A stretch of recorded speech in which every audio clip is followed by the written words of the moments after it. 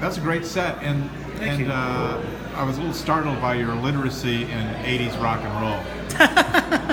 Well, my parents started me early. I mean, I was lucky enough. In truth, the literacy in '80s rock and roll kind of really started very early because as far as I know, in my nursery, we had like the Paddington Bear quilt over by the crib. And then over on this wall was a big poster of Bruce Springsteen's The River album cover. Bruce turned out to be my first word.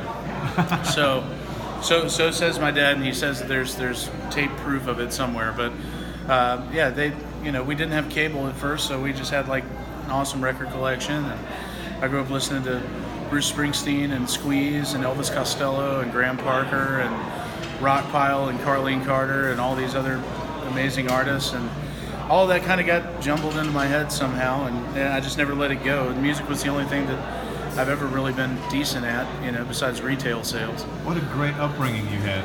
Oh yeah. It's funny listening to your music, and I've heard good things from friends throughout Nashville, the entire music community, saying positive things about you. The first time I had a chance to see you live. Oh man. And there's some Bruce in there.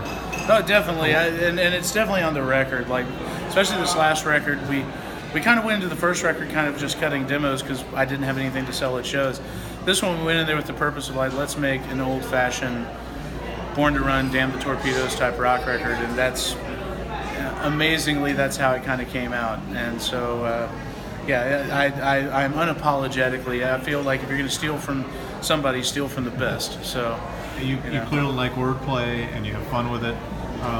It's interesting to me though, because WMOT, which is hosting this event, very much Americana, which means almost anything. Sure. But if I heard you in a vacuum, I'd say this is rock and roll.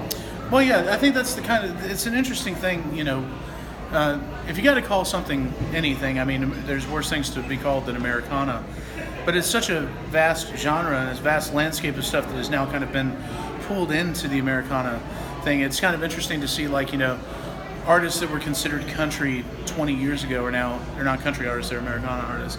And I kind of feel the same thing could be said about, heartland rock, like mainstream rock and roll as it is now. It doesn't sound like Mellencamp, it doesn't sound like Petty, it doesn't sound like Springsteen. Heartland rock is now part of that same demographic of Americana.